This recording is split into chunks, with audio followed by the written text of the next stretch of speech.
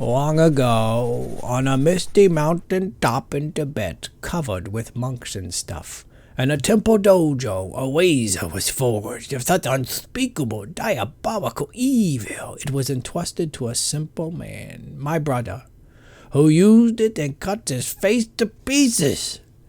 The razor was thenceforth named Son of Kung Fu Treachery.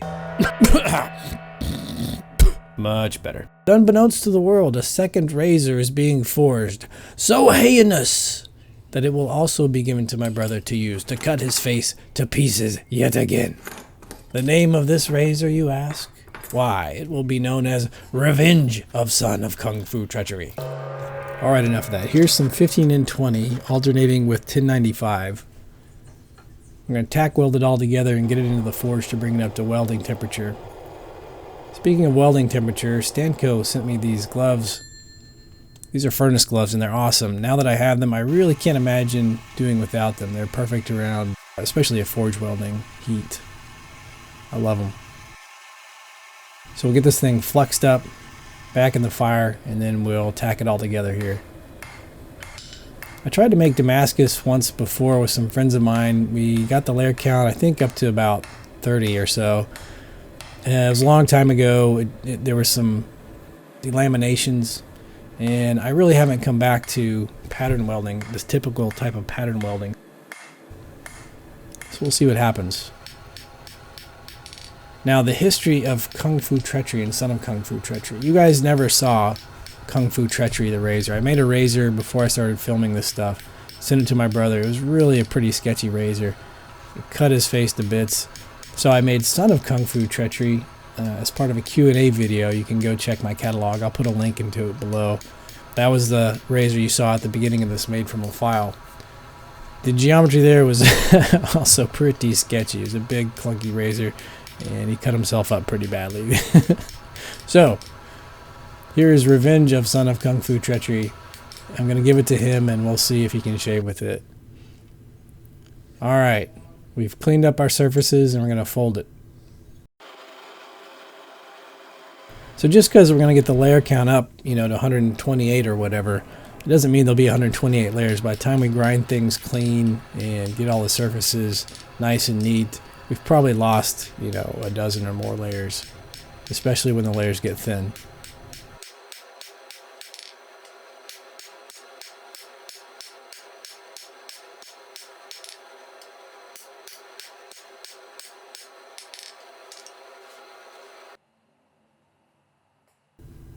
Alright, after our first fold, there's 32 layers. We're going to clean it up a little bit and then fold it again.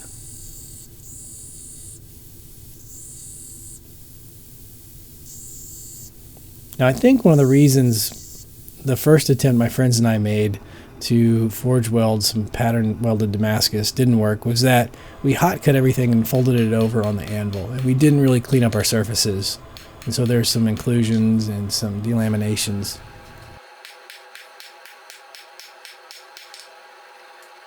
Frankly, this is just too much work to fail for that reason. So I am stopping, cleaning stuff up, cutting it with an angle grinder, then folding it over, welding it, tack welding it with a welder, then going back in with clean surfaces and forge welding. It's just, this is a couple days of just forge welding. So here's our billet where it's 64, I think now. At this point, I'm sort of contemplating trying a ladder pattern here where I make some indentations and then flatten it out. Or maybe even a raindrop pattern. I've never done that, where you drill some holes and then you hammer things flat. I don't know. Or do I want a higher layer count? Do I want to fold this one more time and try to get some more layers in there? I think I've decided to fold it one more time. So this should take it up to about 128.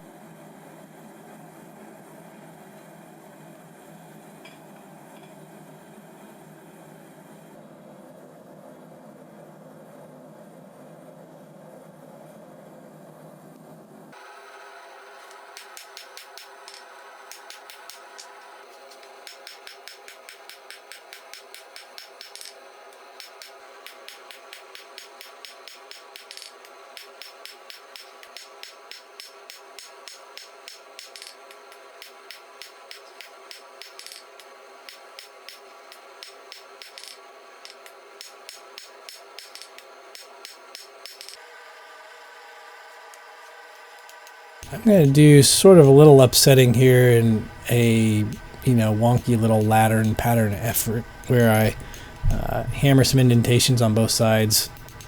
They're going to be a little bit opposite of each other. Again, I don't expect a large effect here, but I want to do something with this pattern. I got 120 layers in there, and it shouldn't be too hard to do some easy, simple manipulations with it, even if it doesn't turn out perfect. We'll just see what happens.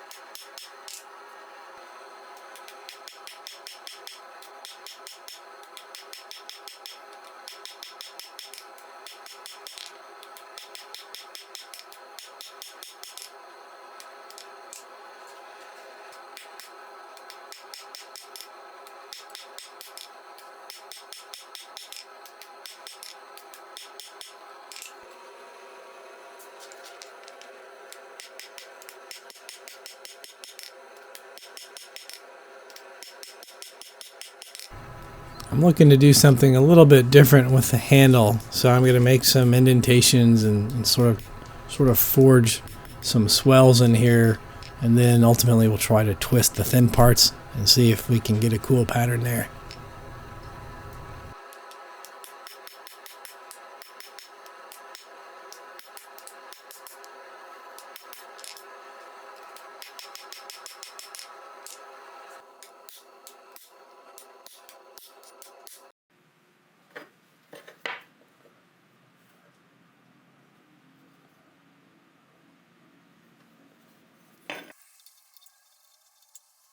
Looks like we're ready to grind this thing. I've got a wheel attachment here, and I've never bothered to attach a platen here, but for stability's sake, this time I'm going to try grinding this hollow grind for this razor with a platen and see if I get a little better line on it.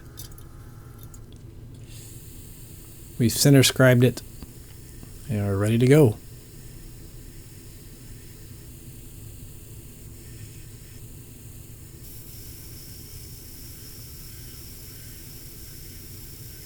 It definitely feels a little bit different than grinding a regular flat edge on a flat platen, but it doesn't take too long to get used to this.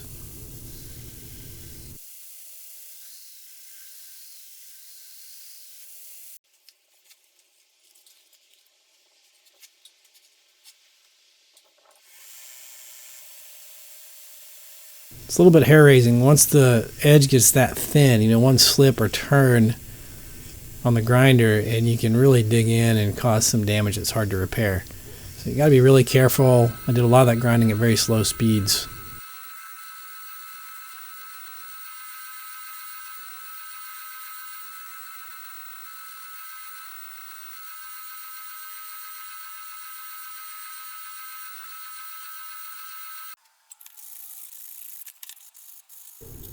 Now, I'm just in the infancy of getting this thing heat treated, but I am going to try to smooth some stuff out and get some sanding done right now while it's still soft. Because of its shape and size, it's going to be sort of hard to sand after it's hardened, so I'd like to get some of the surfaces squared away as much as possible before it's fully hardened.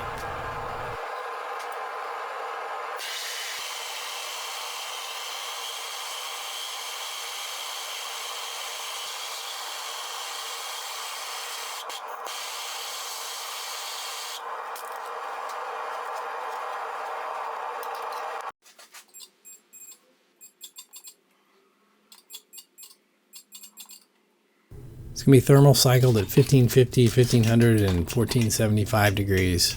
10-minute soak times. And then we'll take it out and prepare it for our quench.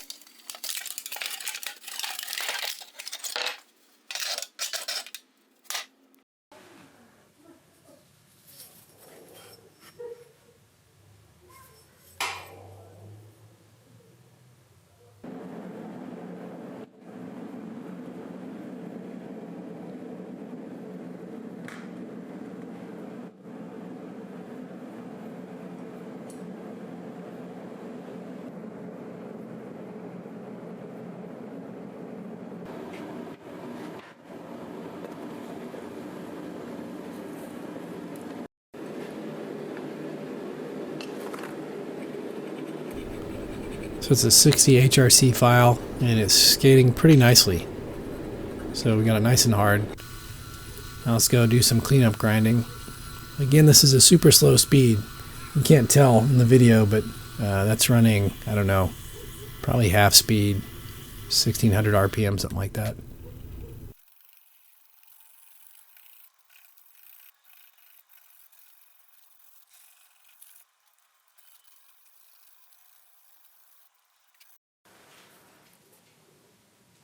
And yes, it was tempered at 390 degrees twice. I seldom film the tempering anymore because I have to bother to take the camera inside, adjust the lighting and all that, but it was tempered. Don't worry. We've applied the etch and now it's sort of the moment of truth.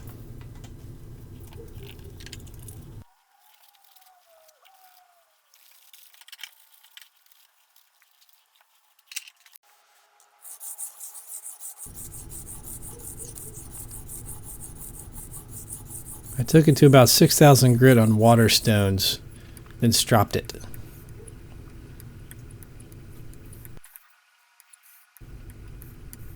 Man, what a fantastic learning experience and a cool razor. Hopefully it performs.